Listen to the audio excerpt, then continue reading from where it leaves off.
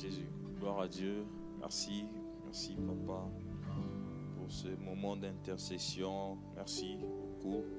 Oui, précieux Père, nous te disons merci. Merci, Seigneur, pour ces instants que tu nous accordes encore une fois.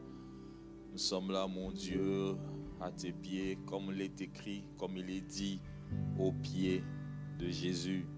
Oui, Seigneur, nous nous présentons aux pieds de toi pour, Seigneur, t'écouter, nous enseigner. Mon Dieu, j'aimerais aussi apprendre de toi. Et à chaque instant, Seigneur, c'est toi qui nous apprends le principe, Seigneur. C'est toi qui nous montres le chemin à suivre. Parce que tu es la vérité, Seigneur. Tu es ce chemin, tu es la vérité, tu es la vie. Voilà pourquoi encore nous venons à toi. Ce n'est pas au devant d'un homme que nous nous présentons, mais nous venons au devant de celui qui a toute la connaissance. La connaissance possible pour nous changer, nous transformer.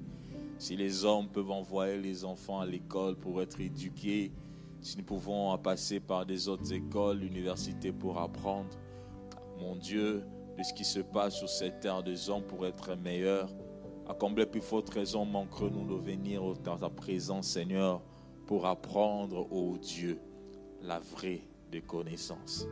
Seigneur, qui vient de toi. Je me dispose mon cœur, je dispose mon être, je dispose mon âme, mon Dieu, à recevoir de toi ce qui est de meilleur. Dans le nom de Jésus, nous avons prié, nous disons Amen. Amen, Amen. Que Dieu soit béni. Bonsoir à tous. Ok. Voilà, nous sommes contents de nous retrouver encore ce soir. Nous allons continuer dans notre temps d'échange autour de transformer pour rendre un culte agréable à Dieu. Alors, nous disons merci au pasteur Hugues, à maman Solange, aux anciens, aux diacres, à tous nos responsables qui nous permettent de nous présenter au devant de vous ce soir. Puisse Dieu leur bénir abondamment. Amen. Et j'ai dit aussi merci à Dieu pour votre présence. Si vous n'étiez pas là, j'allais parler aux chaises. Mais gloire à Dieu, vous êtes là. Au moins, il y a des personnes avec qui nous pouvons échanger. Amen. Que Dieu vous bénisse abondamment. Je ne sais pas comment, je ne sais pas ce que Dieu fait. Je ne sais même pas comment il travaille. Mais ce que je sais, il travaille. Et tous les jours qui passent, il accomplit de bonnes choses pour un chacun de nous. Alors que Dieu puisse vous bénir. Alors nous allons continuer. La fois dernière, nous avons introduit les quelques vérités sur la louange et l'adoration. Alors, je ne sais pas s'il y a quelqu'un qui vient de nous rejoindre. C'est sa première fois d'écouter ces temps de partage, d'échange, d'études bibliques. Je ne pense pas, peut-être oui. Alors, nous parlons du culte. Nous avons parlé du culte dans l'ensemble. Nous avons parlé du culte familial. Nous avons parlé du culte personnel. Alors, maintenant, nous sommes arrivés en train de parler de vérité attachée à la louange et l'adoration. Avant de parler de cela, nous avons donné la raison majeure du culte. Nous nous sommes dit, lorsque nous venons au culte, la raison majeure pour dire, il y a aussi d'autres raisons, mais c'est d'abord pour louer et adorer Dieu. Nous sommes attelés à expliquer c'était quoi la louange. Nous avons dit la louange, c'est dire simplement à Dieu ce qu'il a fait dans nos vies. Nous nous sommes donnés comme discipline. Tout le jour de notre vie, nous devons apprendre à regarder au travers de nos yeux ce que Dieu fait. Amen. Ce que Dieu accomplit. Nous devons apprendre à écouter de nos oreilles ce que Dieu a réalisé. C'est ce qui est important. Comme ça, nous ne manquerons pas quoi lui dire. Ce que Dieu a fait dans nos vies, ce que Dieu a fait dans la vie de nos voisins, ce que Dieu a fait dans la vie de notre famille, à la vie de nos frères et sœurs, dans la vie de tout ce qui nous entoure. Nous devons apprendre à voir la gloire de Dieu. Et cela est important. Donc comme ça va nous pousser, bien aimés, à être des personnes qui savent louer Dieu. Nous nous sommes dit adorer, c'est aussi, bien aimé, dire ce que Dieu est. Adorer, c'est dire à Dieu ce qu'il est, qui il est. Qui il est, c'est-à-dire c'est centré sur les attributs de Dieu, c'est centré sur ce qu'il est. c'est un Dieu d'amour, c'est un Dieu juste, c'est un Dieu compatissant, c'est un Dieu puissant, c'est un Dieu capable, c'est un Dieu omnipotent, il est omniscient. Lorsque tu t'attelles, lorsque tu te centres sur ce que Dieu est, bien-aimé, tu l'adores. Voilà pourquoi nous avons dit, même Jésus-Christ, en tant que Fils de Dieu, n'a pas manqué à louer son Père par rapport à ce qu'il a accomplissé. Et en tant qu'enfant de Dieu, nous devons apprendre à faire cela. C'est très important, bien-aimés. Nous ne sommes pas arrêtés par là en parlant d'adoration. Nous nous sommes dit, bien-aimés, lorsque nous regardons le mot grec et hébreu, ça prend plus de sens de se prosterner. Ça dit que se prosterner, nous devons arriver à reconnaître l'autorité, la grandeur de Dieu. Nous ne devons pas avoir, bien-aimés, ces réflexes lorsque nous approchons de Dieu directement, nous entrons dans la demande. Donne-moi, donne-moi. Non, non, non, non, non. Commençons d'abord par élever, adorer Dieu. Amen, amen. Et on a vu des exemples. Beaucoup des exemples, les gens dans la Bible où des hommes qui étaient affaiblis, qui étaient affaissés comme les lépreux qui s'approchent de Jésus. Mais la première des réactions, ils commencent d'abord par reconnaître la grandeur de Dieu. Et en fin de compte, Christ, qu'est-ce qu'il fait? Il apporte les miracles. Donc nous devons avoir cette attitude-là en tant qu'enfant de Dieu. Lorsque nous approchons de Dieu, c'est d'abord l'élever, c'est d'abord le louer. Les demandes, les manques, les problèmes, il n'y a pas de souci. Le Seigneur va le régler, mais commençons d'abord par l'élever. Cela est très important pour nous en tant qu'enfants de Dieu. Nous nous sommes dit, bien aimés, de faire attention de ne pas tomber dans l'idolâtrie, parce que le monde dans lequel nous sommes, le diable fait un effort que les hommes et les femmes puissent l'adorer lui. Et le diable utilise toutes les stratagèmes possibles. On a dit que nous devons faire un effort par rapport à cela. Nous devons être vigilants. Alors nous avons commencé à parler de quelques vérités. La première vérité que nous avons abordée était que louer et adorer Dieu est une recommandation divine. Dieu nous recommande de le louer et de l'adorer. C'est une recommandation. Vous savez, il y a des choses qu'on demande aux gens de faire, mais il y a des choses aussi qu'on recommande aux gens de faire. Amen, amen. Il y a des choses qu'on peut te demander, ça dit que tu as le libre choix. Tu peux faire si tu veux, tu ne peux pas, voilà. Mais Dieu nous recommande, c'est une recommandation pour nous. De louer, d'adorer Dieu. Et là, nous avons vu au travers des Écritures, lorsque nous lisons Psaume 100, il nous invite en tant qu'enfant de Dieu à venir louer et adorer Dieu. Le psaume 29, lorsque vous lisez les psalmistes, vous verrez plus d'une fois, il dit poussez vers l'Éternel des cris de joie, venez glorifier l'Éternel. Donc c'est une invitation à le louer et à l'élever. Donc c'est une recommandation pour nous et Dieu aime ça. Amen. La louange et l'adoration, c'est pour Dieu. Alléluia. La louange et l'adoration, c'est pour Dieu. Et Dieu aime ça. Voyez-vous? Parce qu'il aime ça, alors lorsque tu l'accordes, c'est qu'il aime. Je suis sûr qu'il ne manquera pas de faire quelque chose pour toi. Parce que tu lui donnes ce qu'il aime. Alors apprenons à donner à Dieu ce qu'il aime. Deuxième chose, nous avons dit, louer, adorer Dieu doit se faire par des personnes renouvelées. Lorsque je dis des personnes renouvelées, c'est par rapport à notre ancienne nature. Nous étions sûrement pécheurs, nous étions voleurs, nous étions menteurs. Nous avons tout ce que nous pouvons porter dans notre vie. Mais pour entrer dans la dimension de la louange et de l'adoration, nous devons être renouvelés. Renouvelés comme pour dire transformés. Nous devons connaître la conversion, nous devons connaître la repentance. C'est important. Pour bien louer et adorer Dieu. J'ai dit ceci, bien-aimé, un inconverti ne peut voir les attributs de Dieu. Je reprends ce, j'ai dit, un inconverti ne peut être capable d'adorer Dieu. Il est difficile à un inconverti d'adorer Dieu. Un inconverti ne peut adorer Dieu. Lorsque tu lui parleras que Dieu est amour, lui ne va pas voir cela. Lorsque tu lui diras sans l'amour de Dieu, il ne pourra pas comprendre cela. Lorsque tu parleras que Dieu est compatissant, il ne verra pas cela. Pour lui voir les choses d'une autre façon. Pourquoi? Parce qu'il est ancré, il demeure, il est enraciné dans les péchés. Et le diable m'amène sa vie. Mais celui qui est passé par la conversion, qui a quitté la mort à la vie, c'est ce quoi adorer le Seigneur. Parce qu'il a goûté à cela. Alors c'est important. Voilà pourquoi j'ai dit, bien aimé, nous devons, nous, en tant qu'enfants de Dieu, être renouvelés. Il est important pour les personnes renouvelées d'adorer Dieu. Dieu attend une louange de racheter. Amen, amen. Dieu attend une adoration de racheter. C'est pour qui Christ est mort à la croix, les Golgotha. Dieu attend cette louange-là. Voilà pourquoi j'ai dit, frères et sœurs, nous devons réellement, frères et sœurs, connaître le renouvellement. Voilà, Romains nous a dit, je vous exhorte donc, frères, par les compassions de Dieu, à offrir votre corps comme un sacrifice vivant, saint, agréable à Dieu, ce qui sera de votre part un culte raisonnable. Un sacrifice vivant, saint. C'est-à-dire, le péché est loin de nous. Nous ne demeurons pas dans le mal. Nous avons quitté cet aspect de demeurer dans le mal, dans tout ce qui n'honore pas Dieu. Nous avons une vie transformée. Là, nous pouvons offrir à Dieu notre louange, adoration. Ça sera pour lui un parfum de bonne odeur. Il va le recevoir avec joie. Il sera content de recevoir cela. Alors c'est important, frères et sœurs.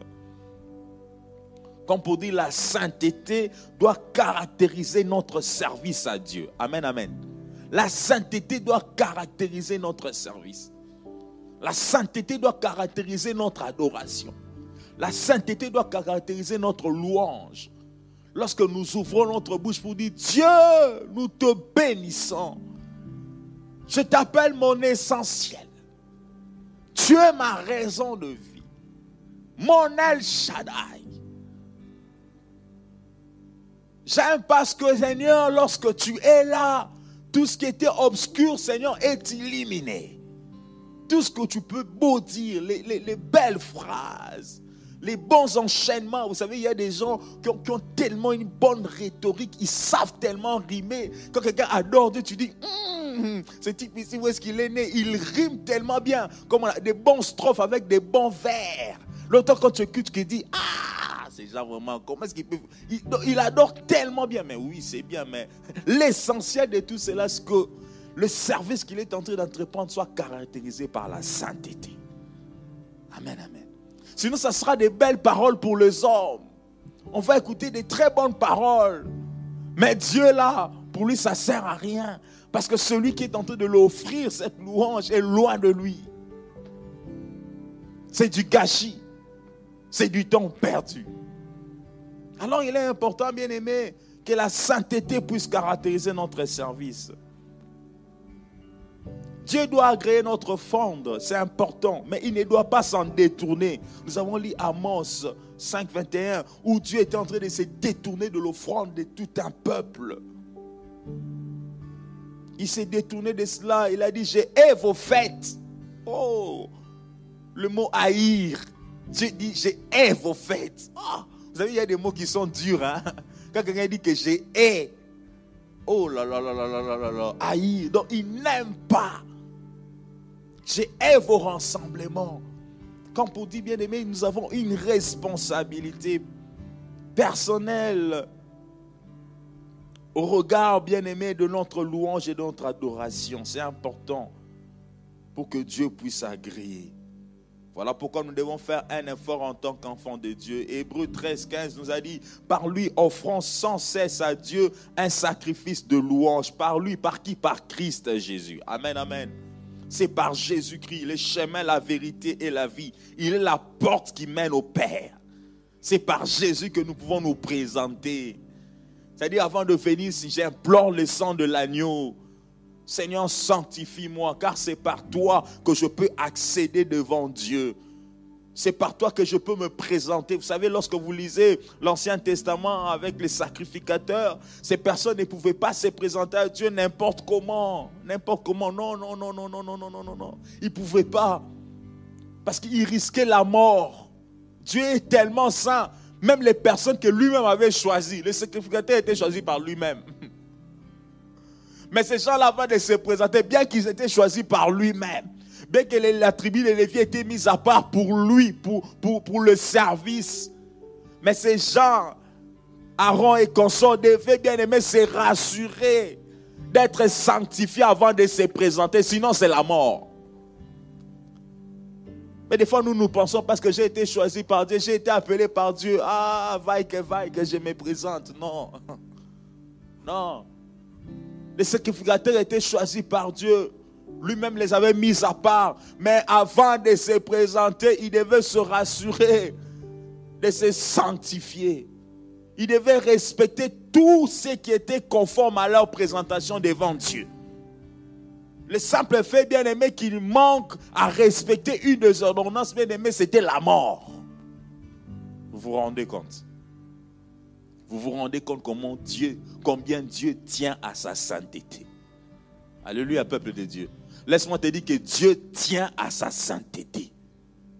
Dieu tient à cela.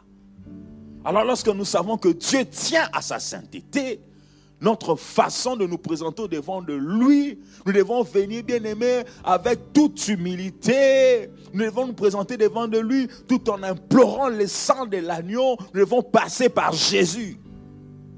Nous devons passer par Christ. Cela est important, frères et sœurs. Pour que notre louange et notre adoration soient de bonne qualité.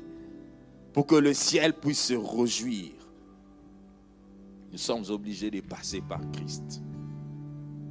Alors, pour ce soir, nous allons commencer avec notre troisième vérité. Louer et adorer Dieu. Nous devons louer et adorer Dieu en tant que Père et Fils. J'ai vraiment mis un peu... J'ai essayé un peu d'essayer de nuancer pour que, voilà, que nous soyons vraiment bien focalisés. Nous devons louer et adorer Dieu en tant que Père et Fils.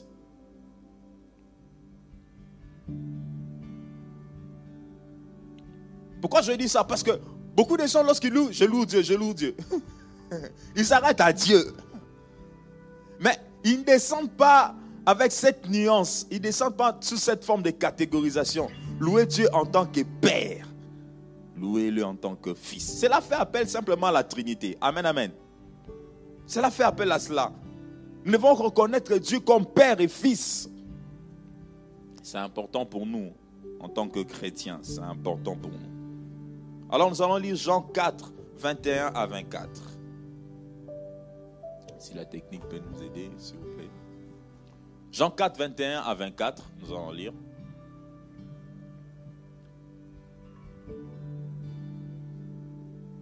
Oui, je peux chercher ça. Jean 4, 21 à 24. Bon, là, je vais trouver sur moi. Ok, il est écrit, Jean 4, 21, 24. Femme, lui dit Jésus, crois-moi, l'heure vient où ce ne sera ni sur cette montagne ni à Jérusalem que vous adorerez le Père. Amen, amen. Vous adorez ce que vous ne connaissez pas. Nous adorons ce que nous connaissons car le salut vient de Juifs. Mais l'heure vient et elle est déjà venue où les vrais adorateurs adoreront les pères en esprit et en vérité, car ce sont là les adorateurs que le Père demande. Dieu est esprit et il faut que ceux qui l'adorent, l'adorent en esprit et en vérité. Amen, amen. Là, dans ces passages, vous voyez qu'il est fait mention du Père. Mais qui parle? C'est Jésus, le Fils. Amen, amen. C'est le Fils qui parle. Il fait allusion à son Père.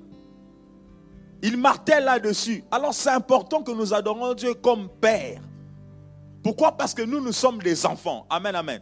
Nous sommes les fils du Père. Nous sommes les enfants du royaume.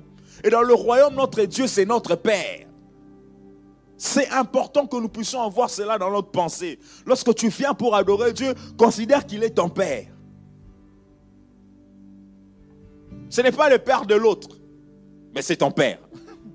Non, je reprends. J'ai dit, ce n'est pas le Père de l'autre, mais c'est ton Père à toi. Amen, amen. En d'autres termes, sache qu'il y a une appartenance, il y a une relation entre toi et lui. Une relation de fils et de père. Ce n'est pas le papa de l'autre, mais c'est ton Père à toi. Comme pour dire, lorsque tu es devant ton Père bien-aimé, tu n'hésites pas à lui dire tout ce qui monte dans ton cœur. Amen, amen. Lorsque tu es devant ton Père, tu n'hésites pas à lui dire ce qui monte dans ton cœur. Tu n'hésites pas de lui demander. Tu n'hésites pas de lui proposer. Tu n'hésites pas de l'apprécier. Tu n'hésites pas de lui dire ce qu'il a fait de bien. Tu n'hésites pas à tout lui dire. C'est de la même façon que nous devons nous présenter devant le Dieu, tout en ayant dans notre pensée que c'est notre Père.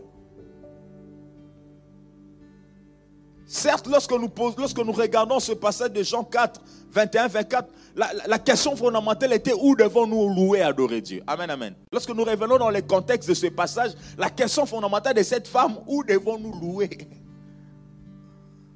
C'était les problèmes du lieu qui a mené, en fait, Jésus à trouver, si je peux le dire ainsi, cette opportunité de placer les fondements de la louange et de l'adoration. Parce qu'il était question de cela. Voilà pourquoi en plaçant les fondements, Christ commence d'abord à signifier réellement qu'il s'agit du Père qu'on doit adorer. Mais peut-être ce soir, peut-être ceux qui nous suivent au loin, beaucoup de gens se posent encore des questions par rapport à où devons-nous louer et adorer Dieu. Non, mais Christ a déjà répondu à cela. Il a dit l'heure vient. Amen. Et l'heure est déjà là. Nous devons louer et adorer Dieu. Ce n'est plus un problème de lieu. Non, je dois me retrouver telle place. Non, où que tu sois, tu as le droit de louer et adorer Dieu. Amen, amen. Que tu sois dans ton véhicule, que tu sois dans les métros, que tu sois dans l'assemblée, que tu sois dans ta chambre, que tu sois en marché, que tu sois dans ton bureau, que tu sois dans l'avion, que tu sois dans la mer, que tu sois sous la mer, où que tu sois, même dans les poissons. Je ne sais pas si quelqu'un me voit où je suis. Même dans les poissons. Il y a un homme de Jonas, il était dans les poissons. Même là, dans les poissons, il ne s'est pas empêché de louer et adorer Dieu. Même en prison, Paul et Silas ne se sont pas empêchés de louer et adorer Dieu. Amen, amen. Le problème du lieu n'est plus notre problème. Où que nous soyons, à n'importe quel moment, nous sommes appelés à louer et adorer Dieu. Peut-être toi tu te poses la question du quand. Pour toi c'est encore la question du quand. Quand dois-je louer et adorer Dieu? Non, ce n'est pas seulement les dimanches. Alléluia. Ce n'est pas seulement les samedis. Non, non, non, nous on va louer et adorer Dieu que les dimanches. Donc toute la semaine là, toi tu n'as pas eu le temps de louer et adorer Dieu. Tu attends que les dimanches. Donc toi tu ne te prépares seulement les dimanches. On ira au kit de louange et adoration. Non, il n'y a pas que le dimanche. Alléluia. Il n'y a pas que le samedi. Il n'y a pas que le mercredi, il n'y a pas que le mardi. À chaque instant, à chaque seconde, à chaque moment, tu peux louer et adorer Dieu. Alléluia. Donc la question de la date du quand, bien aimé, est dépassée. Nous sommes appelés à louer et adorer Dieu à chaque instant. Du reste, comme pour dire, notre vie, bien aimé, doit être une adoration pour le Seigneur. Amen, amen. Notre vie doit être un modèle. Notre vie doit louer et adorer Dieu. Alors rapidement, lorsqu'on parle d'adorer le Père, je te donne comme premier point. C'est parce que, il est notre géniteur. Pourquoi tu vas louer Dieu comme étant le Père? Parce qu'il est ton géniteur. Celui qui t'a engendré. Il est ton géniteur. Celui qui t'a créé. Je loue et j'adore Dieu parce qu'il est mon créateur. Je suis l'œuvre de ses mains. Amen. Je suis l'œuvre de ses mains. Je loue, j'adore Dieu parce qu'il est mon géniteur. Il est mon créateur. Je suis l'œuvre de ses mains. Je ne suis pas la conséquence, je n'essaie de l'évolution. Non. Souvent, je débat avec des gens dans ces pays tout le temps. Non, l'évolution, j'ai dit, s'il y avait évolution, pourquoi l'évolution s'est-elle arrêtée? Quand je pose cette question, tout le monde s'arrête. J'ai dit, mais vous me dites que nous sommes là. Bon, attends, l'évolution là s'est arrêtée quand? Parce que quand on parle de l'évolution, elle doit être continue. Mais on a l'impression que l'évolution s'est arrêtée. Mais l'évolution s'est arrêtée quand? Oh non, il y a eu égalité. Quoi l'égalité? Vous me parlez de l'évolution. Quelque chose qui évolue, c'est une évolution qui continue. Parce qu'elle ne fait qu'évoluer. Mais comment est-ce qu'elle s'arrête? Alors, qui a programmé à ce qu'elle puisse s'arrêter? Alors, la jeunesse de l'évolution, ça a commencé comment? Il doit y avoir quelque chose qui commence. Oh, la génération spontanée. J'ai dit, bon, quoi? Faut laisser, il faut aller dormir. Il faut aller dormir. Il faut aller dormir. Il faut aller dormir. Des fois qu'on veut trouver à donner des justifications, une rationalisation, par moment bien aimé, on trouve il n'y a pas de soubassement. Ça ne s'explique pas.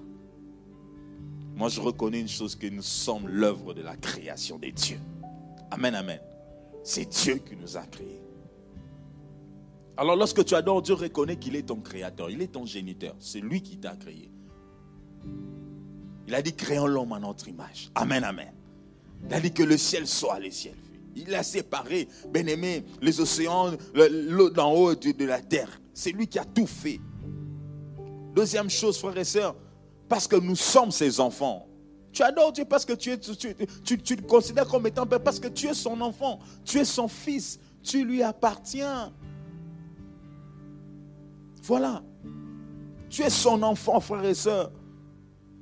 Peut-être que tu peux être aujourd'hui, tu es dans une situation que tu es orphelin, je ne sais quoi, mais considère que tu es son fils, que tu es son enfant. Et c'est là important.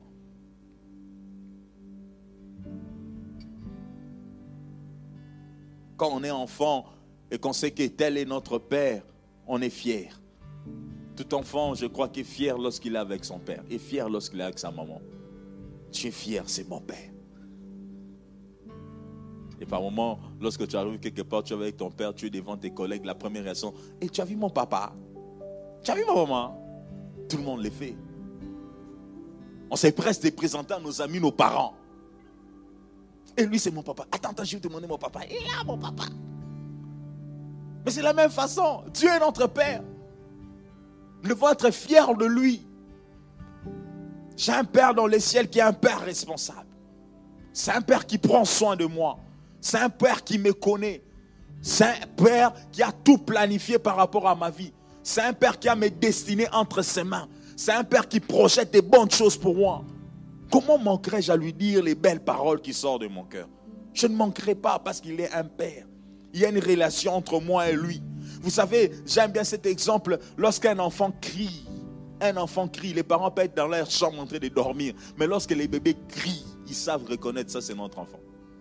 Vous pouvez mettre des enfants, 3, 4 enfants, mais lorsque les bébés là, le petit là élève la voix, les parents savent se reconnaître. Non, ça c'est mon enfant. Ça doit être mon enfant. Mais comment est-ce que les parents arrivent à reconnaître? Parce qu'il y a un lien. Il y a quelque chose entre eux. En d'autres termes, à chaque instant que tu pousseras un cri, Dieu dans les cieux va entendre. Ça c'est mon fils qui parle là. Gabriel, qu'est-ce qui se passe là? Non, mais même pas Gabriel, il va envoyer ses mains. Va régler cette situation. Parce qu'il y a celui qui crie là. Hein? C'est ma fille, c'est mon fils. Il sait reconnaître ton cri. Pourquoi? Parce qu'il y a une relation entre toi et lui.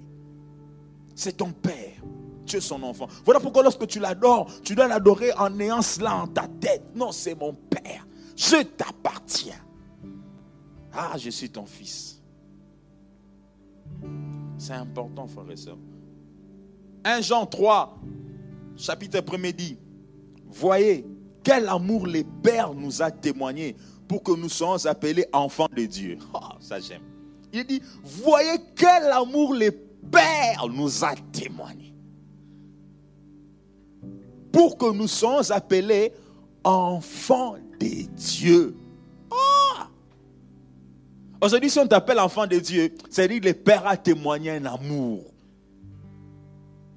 Il a exprimé quelque chose. Il a fait preuve de quelque chose pour que tu sois considéré enfant de Dieu. Il dit, et nous, les hommes, si le monde ne nous connaît pas, c'est qu'il ne l'a pas connu. Oui, le monde ne peut pas connaître. Parce qu'il n'a pas connu le Père.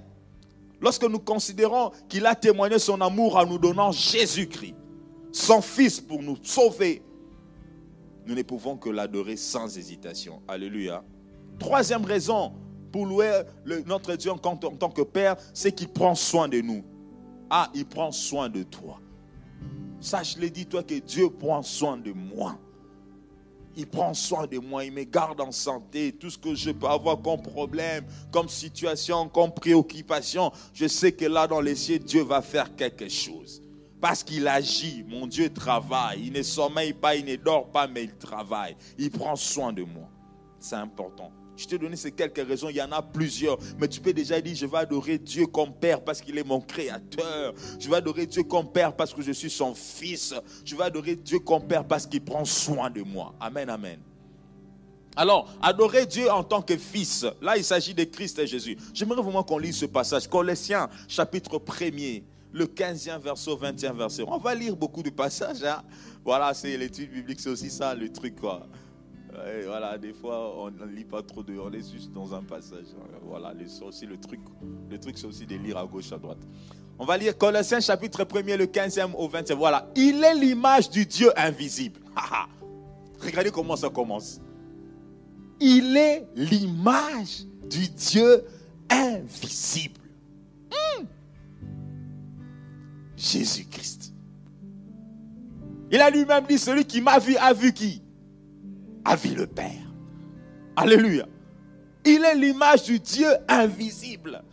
En d'autres termes, je me dis, la femme samaritaine était devant l'image de ce Dieu invisible. Christ est là. Ah, Bartimée a eu cette occasion. La femme à la perte de sang a eu cette opportunité. Pierre et Jean, Jacques ont pu le voir. Là, c'est Jésus lui-même. Et puis il rajoute, il dit, les premiers-nés de toute la création. Amen, amen. Il est le premier d'entre tous.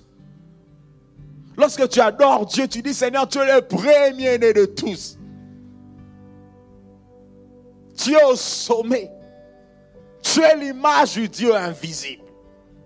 Écoute les paroles. Là, c'est Jésus-Christ. Nous pouvons continuer. Il dit, car en lui ont été créées toutes les choses qui sont dans les cieux et sur la terre. Amen, amen. Adorer Dieu en tant que fils. Il a la supériorité, il a l'autorité. Tout a été créé en lui. Bien-aimés, considérons ces choses. Les choses visibles comme invisibles. C'est-à-dire qu'il y a des choses que nous voyons et des choses que nous ne voyons pas. Amen. Mais au regard de ce que nous voyons, au regard de ce que nous ne voyons pas, celui qui a été créé en premier, c'était d'abord Jésus. Reconnaître ce qu'il est, reconnaître son autorité. La Bible dit, elle est visible, trône d'unité, domination, autorité. Tout a été créé par lui et pour lui. Oh, ce que j'aime. Tout a été créé par lui et pour lui. En d'autres termes, il a tout entre ses mains. Il dispose de tout. Il a tous les moyens possibles. Il a tous les matériaux possibles. Il a toute la politique possible. Il a toutes les stratégies possibles. Et maintenant, c'est ton avocat. Ah, tu ne m'as pas compris. Celui-là qui a tout là.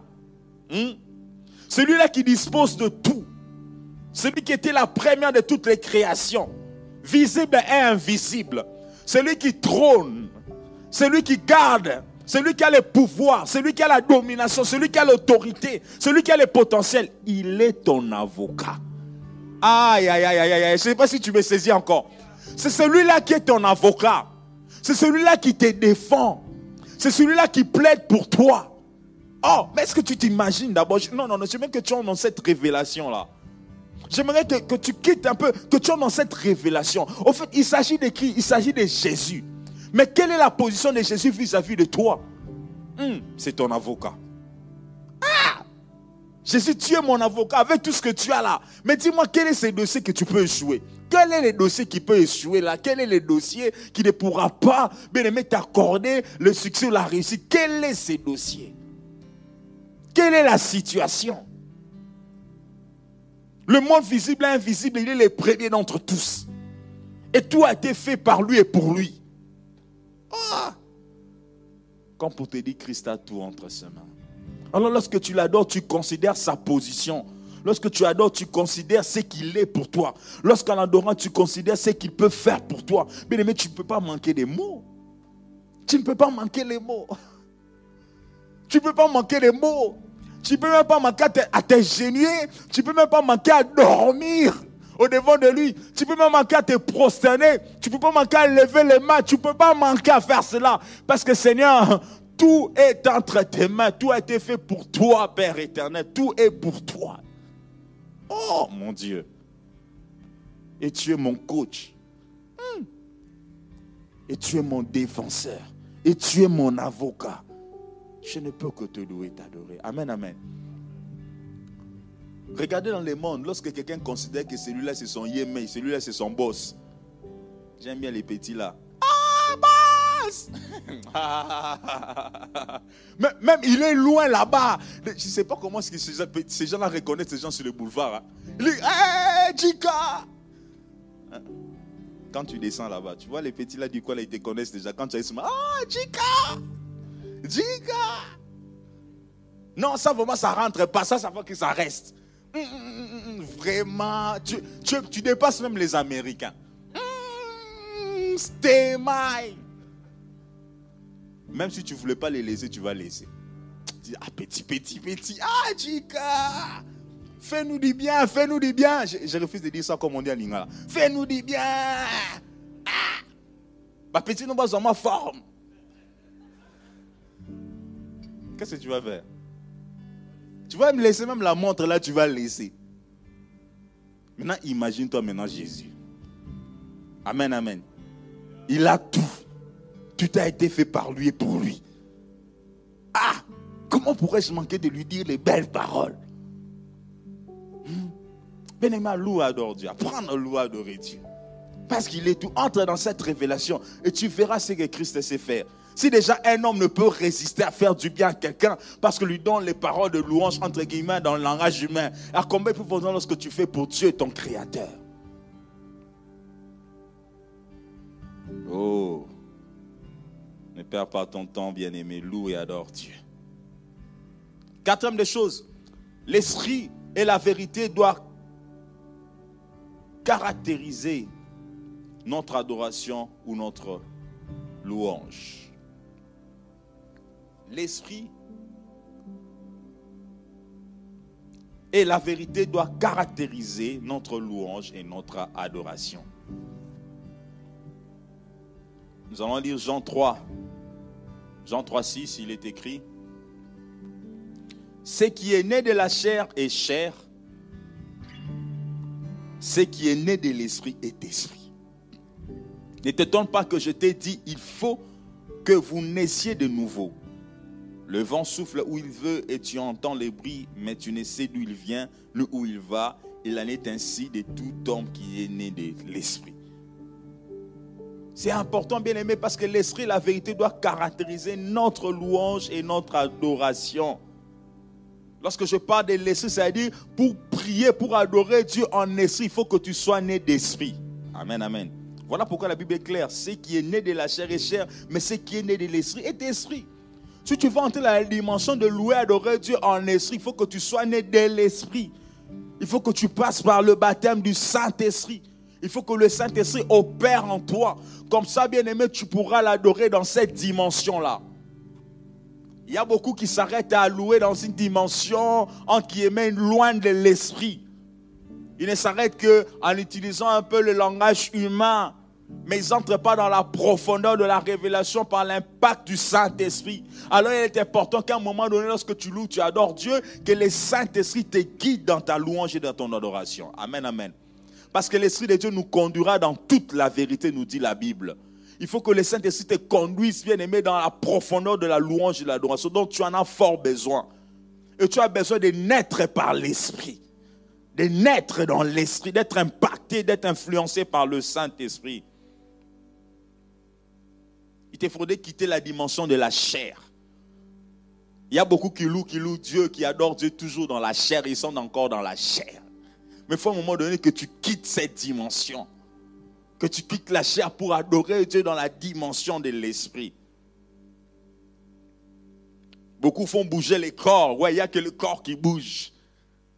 Mais l'âme ne bouge pas. L'esprit ne bouge pas. Mais c'est seulement les corps qui bougent. Non. Nous, en tant que fils et filles de Dieu, amen, amen, nous devons arriver, bien-aimés, à louer, adorer Dieu aussi en esprit. C'est important. Si l'esprit nous remplit, nous ne manquons pas de dire merci à Dieu pour ce qu'il fait. Nous allons lire un passage, Luc chapitre 10, 21. Ouais, c'est beaucoup de passages, mais souffrez avec moi. C'est bien pour notre édification. Luc chapitre 10, le 21e verset. Il est écrit ceci. En ce moment même, Jésus tressaillit de joie par la tressaillir de joie par le Saint-Esprit. Vous voyez comment il est écrit là. En ce moment même, Jésus tressaillit de joie par le Saint-Esprit. Et il dit, je te loue, Père, Seigneur du ciel et de la terre. Amen, amen. Mais qu'est-ce qui amène Jésus? Qu'est-ce qui amène à Jésus de tressaillir de joie? C'est le Saint-Esprit. Amen, amen. Ce qui amène Jésus de tressaillir de joie, c'est le Saint-Esprit. Mais Jésus, c'est qui? C'est le Fils de Dieu. En fait, l'Esprit de Dieu en lui a poussé de tressaillir de joie. S'il s'est mis ce jour-là de tressaillir de joie, s'il avait eu un visage jovial, s'il s'est mis à sourire, c'était l'œuvre du Saint-Esprit en lui. Amen, amen, peuple de Dieu. Ce n'est pas l'œuvre de l'alcool. Non. Ce n'est pas l'œuvre du whisky. Non. Ce n'est pas l'œuvre du vin au langage humain. Non. Mais c'était l'œuvre du Saint-Esprit qui l'a poussé à être joyeux. Par moment, tu as du mal à être joyeux simplement parce que tu n'étais pas encore permis à bien aimer, à goûter à ce que le Saint-Esprit peut faire dans ton cœur. Tu vois quelqu'un venir à la présence de Dieu, on loue, on adore, tu ne comprends pas. Ouais. Mais ces gens-là, comment est-ce qu'ils sont joyeux comme ça? Comment est-ce qu'ils sont joyeux comme ça? Je ne comprends pas. Mais qu'est-ce qui se passe ici? Mais non, c'est le Saint-Esprit. Amen, amen. C'est le Saint-Esprit. Mais cette personne qui est en train de chanter de joie là-bas, mais on lui a donné une lettre là, une lettre qui très compliquée. Mais je ne comprends pas comment est-ce qu'il peut se chanter de joie comme ça. Qu'est-ce qui se passe? Mais non, mais il vient d'avoir une décision compliquée. Mais attends, écoute, mais on vient de le plaquer, on vient de la plaquer là. Mais comment est-ce qu'elle peut tressaillir de joie? Non, l'œuvre du Saint-Esprit. Amen, amen. L'œuvre du Saint-Esprit. Là, cette personne ne peut pas comprendre. Nous ne tressaillissons pas de joie parce qu'on a pris l'alcool, on est ivre. Non. Mais on tressaille de joie parce que le Saint-Esprit travaille en nous. Amen, amen. C'est important. On ne tressaille pas de joie parce que c'était les Seben. On a fait une part de danse là, mystique là. Voilà, non. On tressaille de joie parce que c'est le Saint-Esprit. Je me rappelle au tout début des églises, dans les Amemalam, on prenait juste un tam-tam, on mettait au milieu.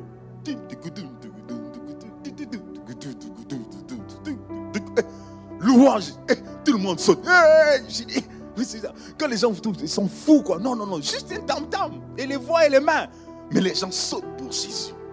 Ils sont joyeux. Ça, c'est ce que c'est faire le Saint-Esprit. Nous devons goûter à cette dimension, frères et sœurs. Et lorsque le monde nous regarde, bien aimé, le monde ne comprend rien. Autre chose, j'ai dit la vérité.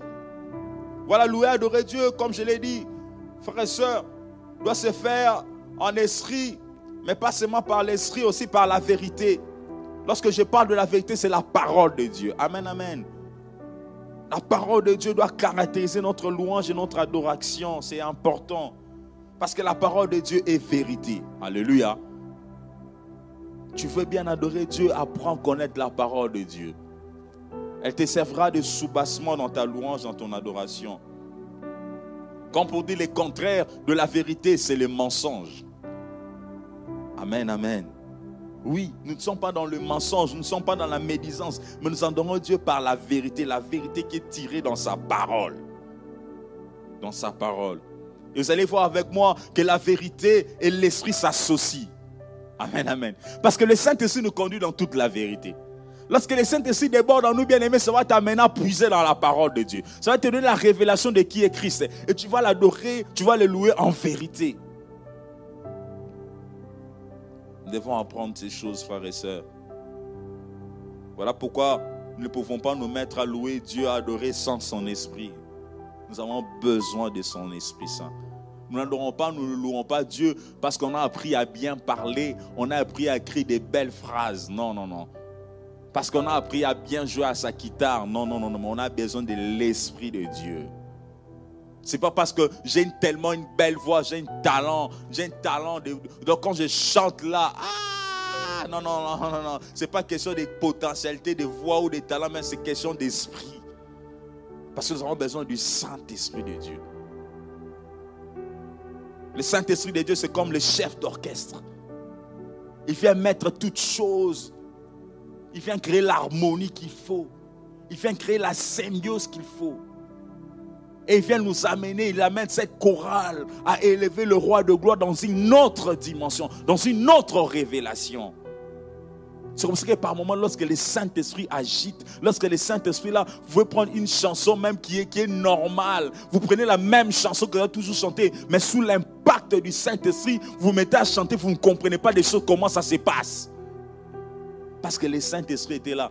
Et quelqu'un qui va vous regarder à la télé va dire, ces chants-là, je sens c'est bon. Il va aller aussi prendre les chants. Il va aussi prendre seulement les mêmes chants que vous avez fait là. Il va aussi reproduire. Ah, il dit, mais ces chants-là n'a rien fait. Ce n'est pas une question du chant, c'est une question de l'esprit qui était derrière. Alléluia. Des fois, les chantres se trompent. Je vois ces chants-là, c'est un temps, ça cartonne. On va aussi faire ça chez nous. Ah oui, prends la même chanson. Va faire. Rien. Pourquoi? Parce qu'il n'y avait pas le Saint-Esprit. Alléluia. Le Saint-Esprit est important. Alors, 5e point. L'adoration est tributaire de l'amour qu'on a de Dieu. Je vais aller vite maintenant. L'adoration est tributaire, ou l'adoration dépend, ou l'adoration est influencée par l'amour qu'on a de Dieu. Amen. L'amour que tu as de Dieu va te pousser à adorer. Moins, peu, bas. Et l'amour que tu as de Dieu, cela va impacter sur ta façon de louer et d'adorer Dieu. Plus tu aimes, plus tu vas adorer. Mieux tu aimes, mieux tu vas adorer. Amen, amen. Mieux l'amour de Christ se déborde à toi, plus tu prendras du temps. Tu ne vas pas t'arrêter. Tu seras en train de parler, de dire les belles paroles. À un moment donné, tu vas t'agenouiller. Tu vas pleurer. Tu vas crier. Mais tu seras seulement là. Là seulement à ses pieds, en train de l'élever. Pourquoi? Parce que tu l'as tellement aimé Dieu. Parce que tu l'aimes tellement. Parce que son amour en toi déborde. Alléluia. Est-ce qu'on ne voyait pas ça? Quand un homme aime une femme, prenons même cet exemple-là. Quand un monsieur, un gentleman, est amoureuse d'une jeune fille. La fille là s'appelait peut-être Annabelle, mais lui va changer de nom. Bel amour. Donc, tout change. Donc, lui, il transforme tout. Donc, même quand il vient là, son approche change. Chez tout le monde va venir bonjour, mais quand il arrive chez lui seulement, tu vois, il change même de posture. Bel amour. Comment tu vas? Mais qu'est-ce qui commence à te faire bouger comme ça? Toi, tu es quelqu'un de sérieux, mais là-bas, tu commences à bouger. L'amour, l'amour. Donc, il devient attentionné, il devient poète, il devient charmant, il devient doux. Mais quelqu'un qui a toujours été, entre guillemets, colérique, mais quand il se retrouve devant la personne qu'il aime, c'est comme s'il a perdu toute la force. Il est seulement là. Quels sont tes désirs? Quels sont tes désirs? Ah, my God. Pourquoi? Parce qu'il aime. Parce qu'il aime. Cet amour qu'il a pour cette personne le pousse bien à l'au-delà, à l'au-delà. Alors, le 24 septembre, il faut être là. Tu es grand jeune. On va parler de quand réveiller l'amour. Sans filtre ni tabou. Et comment le réveiller? Parce qu'il y a des gens qui ont réveillé l'amour très tôt. Bon, je garde. Frigo. Le 24 septembre. Bien aimé, c'est important. L'amour va pousser cet homme à dire les belles paroles. C'est de la même façon, quand nous sommes amoureux de Christ, nous sommes amoureux de Dieu, frères et sœurs, nous ne pouvons pas manquer quoi lui dire. Nous aurons toujours besoin d'être avec lui. D'être avec lui. De ne pas le lâcher. Qu'il n'aille pas loin de toi parce que tu l'aimes. Vous ne voyez plus le temps passer. Quand tu aimes Dieu, tu ne vois même plus le temps passer. Tu es tellement là dans la présence.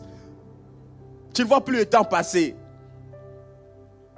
Nous tous on est dans ça. Commence à faire les tours, je te raccompagne. Oh non, moi aussi je te raccompagne d'abord. Ah non, rentre encore. Ah, mais en fin de compte, vous voulez créer une tente en route ou quoi? Vous ne savez plus vous séparer. L'amour.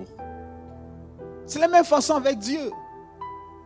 Plus on l'aime, plus on va l'adorer. Amen, amen. Et il y a un très bon passage pour cela. Luc chapitre 7, le 37e verset. La Bible dit ceci. Et voici une femme pécheresse qui s'est trouvée dans la ville ayant su qu'il était à table dans la maison du pharisien, apportant un vase d'albâtre plein de parfums. Et s'étend derrière aux pieds de Jésus. Elle pleurait. Et bientôt, elle lui mouilla les pieds de ses larmes, puis les essuya avec ses cheveux, les baisa, les oignit de parfum. Oh, waouh. Cette femme était une femme pécheresse. Mais elle a vu que celui-là, c'est le seul qui pardonne mon péché. Les hommes pouvaient me condamner, les hommes pouvaient me rejeter, les hommes pouvaient dire que je n'ai plus droit à la vie. Mon histoire est finie parce que je suis prostituée. Les femmes comme moi pouvaient me dégrider, pouvaient me pointer du doigt. Mais il y a un homme qui s'appelle Jésus qui sait pardonner mon péché. Et lorsqu'il pardonne, il oublie. Il est capable de nous donner une nouvelle chance. Amen, amen. Cette femme avait compris, non, qu'est-ce que je peux lui accorder celui-là? Il apporte un parfum. Pas seulement qu'il apporte un parfum, mais même il essuie même les pieds de Christ avec sa chevelure. Et Christ pardonne ses péchés. L'adoration est une histoire d'amour. Amen, amen. Entre nous et Dieu. C'est une histoire d'amour que nous devons garder, frères et sœurs. Nous n'allons pas traîner là-dessus. Alors si tu aimes Christ, tu ne manqueras pas quoi lui dire. Si tu aimes Dieu, tu ne manqueras pas de te prosterner, de louer le Seigneur, parce que tu voudrais connaître que l'œuvre de la croix est une raison pour toi de louer et d'adorer Dieu. 6e point, le chant et nos prières nous permettent de louer et d'adorer Dieu. Amen, amen. Nous louons Dieu au travers de nos chants et de nos prières aussi. Alléluia. Alors, 1 Corinthiens 14, 14. Car si j'ai pris en langue, mon esprit est en prière. Si j'ai pris en langue, mon esprit est en prière. Mais mon intelligence demeure stérile. Que faire donc? Ça c'est bon. Je prierai par l'esprit, mais je prierai aussi avec intelligence. Virgule. Je chanterai par l'esprit, mais je chanterai aussi avec intelligence. Est-ce que vous avez vu, vous avez vu comment ça conclut là-bas? Je reprends là-bas. Je prierai par l'esprit, mais je prierai aussi avec intelligence. Je chanterai par l'esprit, mais je chanterai aussi avec intelligence. Amen, amen. Il y a deux choses qui sont importantes. Lorsque nous nous mettons à louer, lorsque nous disons la cantique ou la prière, nous devons savoir qu'il y a une portion où on va faire appel à notre intelligence. Il y a une partie où nous ferons appel à l'Esprit de Dieu. Amen, amen. L'intelligence est important. L'intelligence aussi doit trouver sa place dans la louange et dans l'adoration. Amen. Voilà pourquoi, quand on prend une chanson, nous devons la connaître. Est-ce qu'on se comprend? Tu dois connaître ce que tu chantes.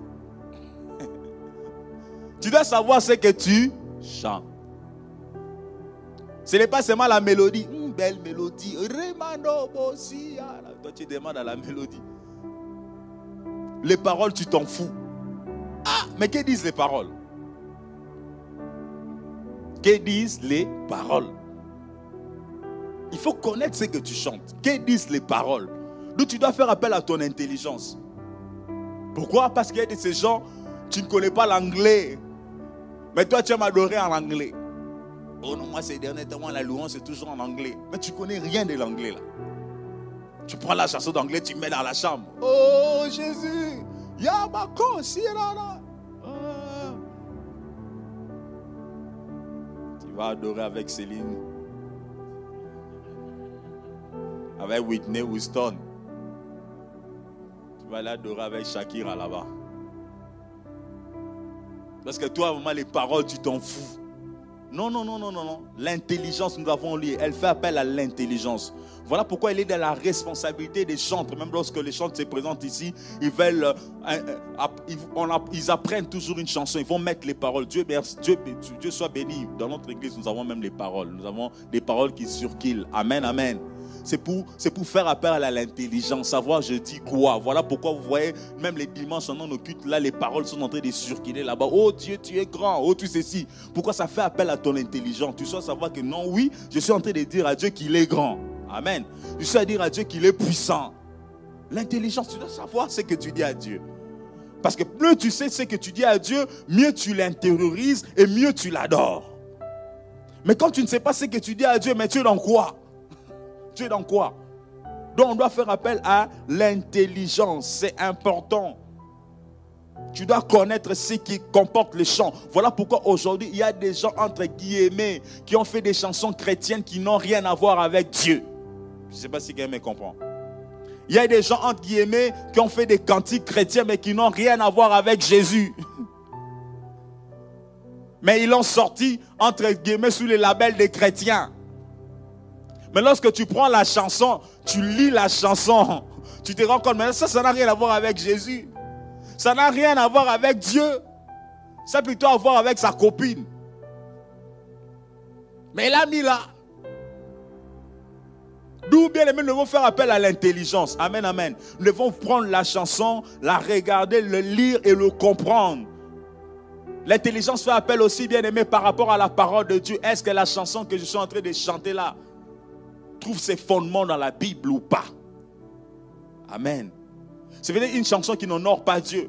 C'est peut-être une chanson qui réfute la résurrection. C'est peut-être une chanson qui réfute la gloire de Dieu. Mais entre guillemets, on a seulement mis Yeshua. Parce qu'on avait mis Yeshua. Toi, c'est Yeshua. Nous devons faire très attention. Le diable est subtil. Et c'est comme ça que maintenant, il contamine beaucoup de choses. Il vous fait entrer un truc. Non, c'est un type qui avait chanté là parce qu'il était chrétien. Non, mais il faut regarder la chanson. Il est toujours important d'examiner la chanson. Amen, amen. Même si ça cartonne. Il y a une chanson qui avait cartonné ces derniers temps. Tout le monde dansait ça. Même dans les infirmiers. Tu vois, même les infirmiers. Oh, je ne comprenais pas ça. Les gens au travail, tout le monde cartonne. Ils balancent. On a posté ça dans les Instagram, dans les Facebook. Oh, compétition. J'ai dit, mais vraiment, ça maintenant, mon Dieu. C'est la compétition ou bien on adore Dieu ou quoi? Tout le monde était là-bas. On ne savait plus connaître qui est chrétien, qui est païen. Tout le monde. C'est quoi ces trucs là-bas? On m'a attaqué pour rien avec la chanson de trucs ici. Tout le monde faisait pas. Même les gens qui ne savent pas danser. J'ai dit, mais c'est sérieux cette chanson? Est-ce que ces gens qui étaient en train de chanter la chanson là savaient les paroles veulent dire quoi? La chanson dit quoi? Par rapport à la vérité biblique, qu'est-ce que ça représente? Ah mais non, tout le monde était laissé embarquer. Tout le monde était dans la chose. Est-ce qu'on les faisait pour louer Dieu ou est-ce qu'on les faisait pour se faire plaisir?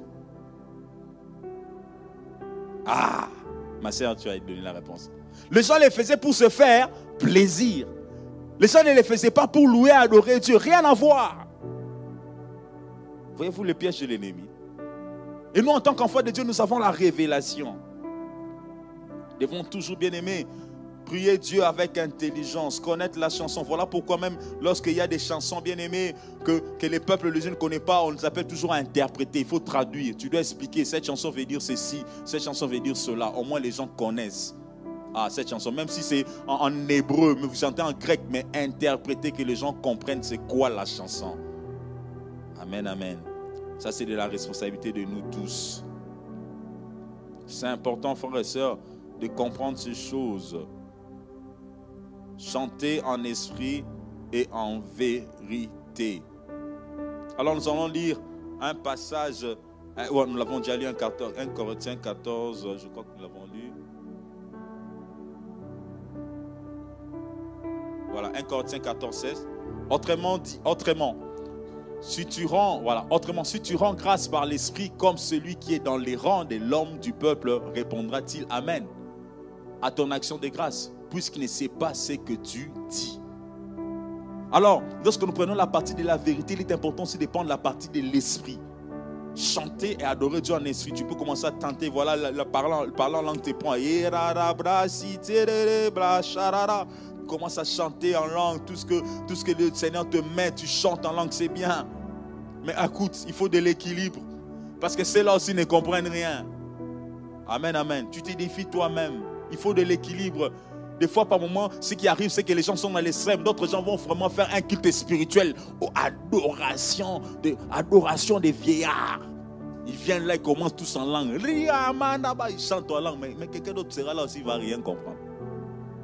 D'où l'équilibre. D'autres aussi peuvent venir, ils chantent seulement intelligence, texture, diction. Dieu, tu es bon. Ils chantent, c'est bien. Mais il faut une partie aussi de l'esprit. Amen, amen. Donc nous devons toujours être dans l'équilibre. L'esprit, oui. Le Saint-Esprit aussi. La vérité aussi. Amen, amen. C'est important. Comme ça, nous allons mieux adorer Dieu. Mieux le glorifier. Mieux l'exalter. Alors, en parlant de chant, j'ai pris deux aspects. Nous avons d'une part les psaumes. J'ai pris quelques types, si je peux dire, lorsqu'on fait appel à l'intelligence. Il y a d'une part les psaumes. Il y a d'une part aussi les cantiques. Il y a juste une petite nuance. Lorsqu'on parle des psaumes, bien aimés, c'est la louange. Lorsqu'on parle des cantiques, les cantiques, bien aimés, fait appel à plusieurs aspects de la vie chrétienne aussi. En d'autres termes, les cantiques, bien aimés, abordent différents aspects de la vie chrétienne.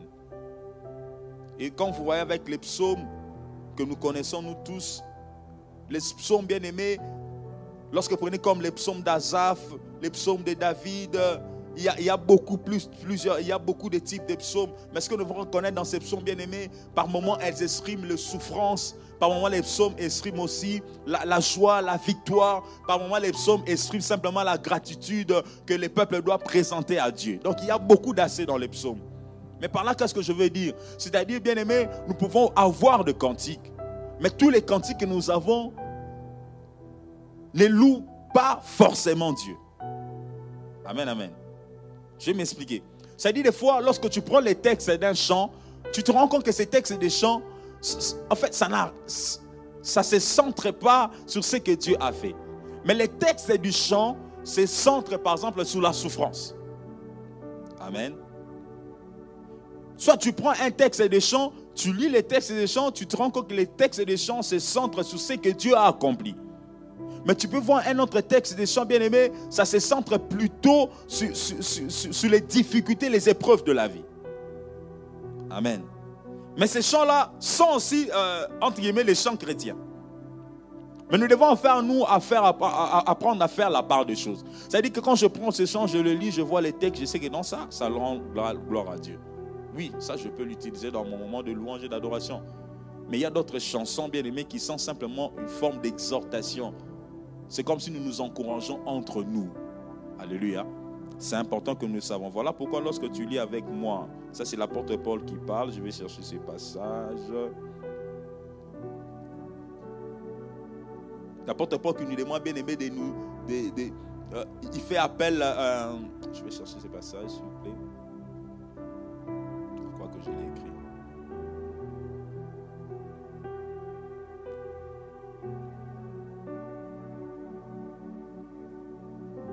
Je crois que c'est quoi d'être Colossiens chapitre 3 verset 16.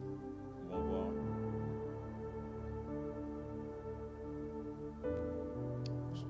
Colossiens chapitre 3 verset 16. Voilà. Que la parole de Christ habite parmi vous abondamment. Instruisez-vous et exhortez-vous les uns les autres en toute sagesse par des psaumes, par des hymnes, par des cantiques spirituels, chantant à Dieu dans vos cœurs sous l'inspiration de la grâce. Amen, amen. L'apôtre Paul met en évidence quelques outils. Certes, nous devons chanter, mais il met en évidence premièrement le psaume. Il parle de hymnes. Il rajoute cantiques spirituels. Alléluia. Pourquoi est-ce qu'il fait cette petite démarcation? C'est simplement pour démontrer la diversité. Lorsqu'on adore Dieu, la diversité doit être inclue. C'est-à-dire qu'il y a de ces chants, par exemple, lorsque tu prends, par exemple, des psaumes, comme je vous l'ai dit, dans les psaumes, il y a de ces psaumes, bien-aimés, qui mettent en évidence les épreuves par lesquels nos patriarches sont passés, qui met en évidence la souffrance par laquelle nos patriarches sont passés. Mais ces chants, qu'est-ce qu'ils viennent faire? Ces chants viennent faire quoi? Nous exhorter, nous fortifier mutuellement. Amen, amen. En d'autres termes, ça parle de Dieu, mais ça n'a pas vraiment d'attrait sur Dieu. Ça dit, ça n'exprime pas toute la gloire de Dieu. Non, non, non. Mais c'est quelque part comme nous fortifier, nous conseiller, nous exhorter entre nous. Et on ne va pas dire qu'on va bannir ces cantiques de l'église. On n'a pas dit ça. Mais ce sont des cantiques que nous devons considérer comme étant des cantiques pour nous exhorter, nous fortifier. Mais il y a aussi ces cantiques bien-aimés qui sont purement de l'adoration pure. Au travers des mots, au travers du texte qu'il y a. Donc nous devons connaître ces choses. Et lorsque nous parlons par exemple des hymnes, aujourd'hui dans notre monde nous avons des hymnes. Des hymnes d'État, des hymnes des pays, au hymne national, au hymne de là-bas, au hymne de ceci, au hymne de là-bas. Il y a aussi des hymnes. Les hymnes qui sont créés, soit par rapport pour représenter un État ou bien pour mettre en évidence les valeurs d'un État. Mais aussi en tant que chrétiens, nous avons nos hymnes pour glorifier le Seigneur le Très-Haut. Amen, amen. Donc nous devons connaître ces choses. C'est important pour nous. Donc comme pour dire frères et sœurs, l'apôtre Paul qu'on rajoute en disant les cantiques spirituels.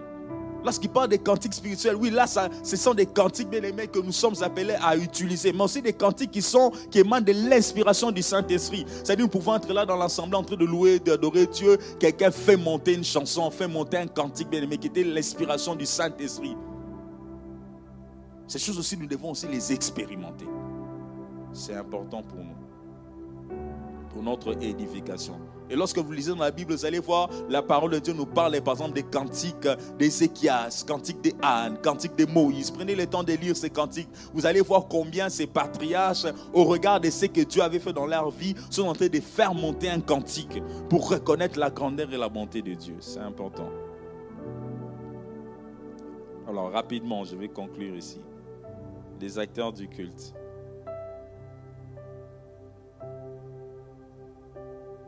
Quand je parle des acteurs du culte, c'est-à-dire pour que nous soyons dans un culte, nous avons besoin des acteurs.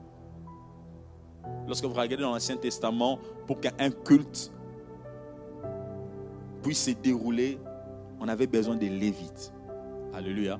Mais dans les Lévites, il y avait plusieurs groupements. Il y avait des chantres, il y avait des musiciens, il y avait des portiers. Il y avait de ceux qui devaient transporter l'arche, il y avait de ceux qui devaient les déposer, il y avait de ceux qui devaient mettre tout ce qui devait aller ensemble. Mais de nos jours aussi, nous avons besoin de tous ces aspects-là. Nous avons besoin des techniciens, nous avons besoin des musiciens, nous avons besoin des gens qui sont à l'audiovisuel, nous avons besoin de ceux qui vont décorer, nous avons besoin de ceux qui vont nettoyer. Alors toutes ces personnes-là, bien aimées, sont des acteurs pour que le culte soit rendu à Dieu.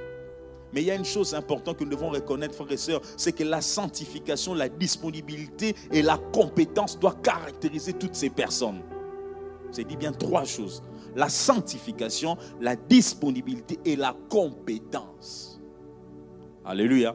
Lorsque vous regardez, je n'ai pas le temps de prendre les passages, le temps nous manque. Lorsque vous regardez dans l'Ancien Testament, même les seigneurs, les gens qui choisissaient, c'était des gens qui étaient qui étaient capables, qui avaient un potentiel. Même pour monter les temples, tabernacles là, même pour les dresser, même pour les décorer. C'était des gens qui avaient reçu une onction, qui avaient une compétence. Mais pas seulement qu'ils avaient la compétence, ces gens-là étaient appelés à être sanctifiés. Pas seulement qu'ils étaient appelés à ces mais ils étaient appelés aussi à être disponibles. Alléluia. La disponibilité. Alors nous pouvons prendre rapidement 2 Chroniques chapitre 29. Donnez-moi 5 minutes s'il vous plaît, je vais conclure. S'il vous plaît. 2 Chroniques 29, 26, 27. Voilà. Ézéchias ordonna d'offrir de l'holocauste sur l'autel et au moment où on commença l'holocauste, commençant aussi les chants de l'Éternel au son des trompettes avec accompagnement des instruments de David, roi d'Israël. Vous voyez déjà là, bien aimé, qu'il y avait des musiciens, il y avait la chorale. Je n'ai pas le temps de prendre le passage 34. Et vous allez voir, lorsque vous descendez le passage 34, il est parlé qu'il y avait des sacrificateurs, il y avait les Lévites. Mais il y avait un problème, c'est que les Lévites étaient plus sanctifiés que les sacrificateurs. il y avait très peu de sacrificateurs, il y avait plus de Lévites qui étaient sanctifiés. Et cela pouvait aider, bien aimé, à présenter l'offrande au devant de Dieu. Chose que n'ont pas fait plusieurs sacrificateurs. Voilà pourquoi je parle de la disponibilité. Il est important lorsque nous sommes dans la présence de Dieu, chaque personne doit bien jouer son rôle. Mais nous devons savoir que nous avons besoin, bien aimé, d'être sanctifiés, d'être disponibles et d'être compétents. Mais la chose aussi la plus importante dans ce que nous faisons, nous devons savoir une seule chose. C'est que nous devons le faire dans l'attitude de l'adoration et de la louange. Amen, amen. Je suis en train de filmer, c'est moi qui fais je filme, c'est vrai, je dois être focus sur celui qui bouge. Il bouge tellement trop que je suis focus sur lui. Mais je ne dois pas perdre à l'idée que je suis à un temps, je suis en train de rendre culte à Dieu. Je suis en train de suivre les sons, il y a trop de bruit. Mais je ne dois pas perdre dans ma tête que je suis en train de rendre un culte à Dieu par rapport à ce que je suis en train de faire. C'est-à-dire, le piège, c'est lequel? C'est que par moments, on sait que tu veux être fâché. Je suis en train de faire les choses, le gars qui devait me faire le truc, il ne le fait pas bien, je me fâche. Mais il se prend pour qui celui-là? Et je suis en train de sortir, en train d'offrir Dieu mon culte, mais je n'offre plus mon culte, Dieu mon culte, je laisse la colère m'envahir. Il se prend pour qui celui-là? Attends, je ne parle pas d'ici, hein. J'ai vécu dans tout ça. J'ai vécu dans tout ça, donc voilà, j'ai connu tout ça. Tu t'énerves, le chanteur est en train de chanter, les micros baissent les volumes. Au lieu de louer Dieu, tu commences à dire, vraiment celui-là, si je descends de cette chair, il verra. Pendant que tu envoies les chansons, là tu es déjà énervé. Non, Dieu n'a plus sa place. Le guitariste qui devait jouer ce solo, il trouve que ça ne tient plus. Mais ce technicien-là, vraiment, lui, il doit quitter de là. Vraiment. Je ne comprends même pas qui lui a mis. Non, non, non. Tu quittes vraiment le culte et tu es dans autre chose. Et celui qui faisait la technique, il a remarqué que non, là, il devait mettre les choses, ce n'était pas bon. Mais vraiment, celui qui a essuyé ici, vraiment, il y a mon bateau, vraiment. Non, tu quittes, tu n'es plus dans la louange et l'adoration. Pour dire, bien aimé, nous devons travailler dans un commun accord parce que notre but, c'est de louer et d'adorer Dieu. Dans tout ce que nous faisons, nous devons avoir cette attitude que nous le faisons pour rendre gloire au Seigneur.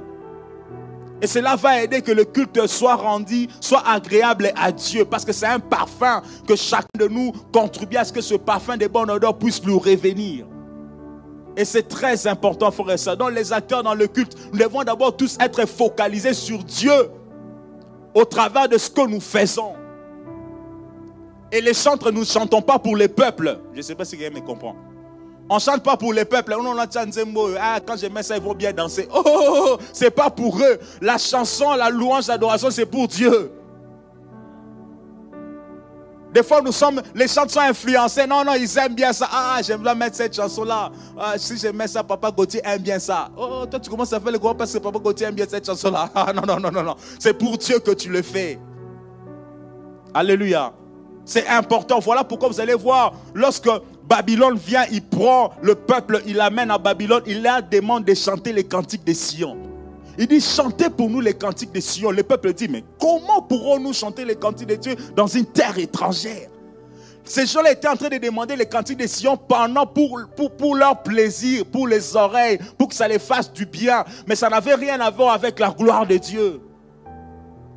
Voilà pourquoi par moments nous sommes influencés par ce qui nous entoure. Mais nous devons reconnaître que tout ce que nous faisons dans l'équipe doit être pour Dieu, Dieu lui seul. Que ce soit la technique, que je sois aux instruments, que je sois au nettoyage, que je sois à la décoration, que je sois chantre, tout ce que nous faisons, c'est pour Dieu. Dieu lui seul doit recevoir la gloire. Et nous le faisons dans une attitude d'adoration, dans une attitude d'humilité, dans une attitude de reconnaissance. Seigneur, si je peux tenir ce micro, si je peux classer cette chaise, si je peux essuyer, si je peux arranger, c'est pour toi et je t'offre ma louange au travers de mes compétences. Amen, amen, peuple de Dieu. C'est important. Cela va nous empêcher de tomber dans le piège de l'ennemi qui vient des fois passer par cet agencement de service pour nous éloigner de l'utilité, de l'important, de l'essentiel. Et voilà, vous allez voir beaucoup de gens qui sont chaque dimanche au culte, qui travaillent, mais ils ne sont même plus devant Dieu. Et ils sont devant les hommes. Ils travaillent pour rendre des comptes aux hommes. Non, non, non, non. Nous travaillons pour rendre des comptes à Dieu et nous faisons tout pour que la gloire revienne à Dieu. Nous faisons tout pour que ce que nous faisons soit une adoration, une louange à Dieu. Est-ce qu'on peut incliner nos têtes dans la prière? Alors j'aimerais que tu pries. Désolé excusez-moi pour ces débordements, s'il vous plaît. Alors prie le Seigneur, voilà, transformer pour rendre un culte agréable à Dieu. Recommande à Dieu ces instants. Dis Seigneur, aide-nous. Nous voulons apprendre à t'offrir un culte qui soit agréable en temps, à circonstance, à chaque moment, parce que tu es Dieu.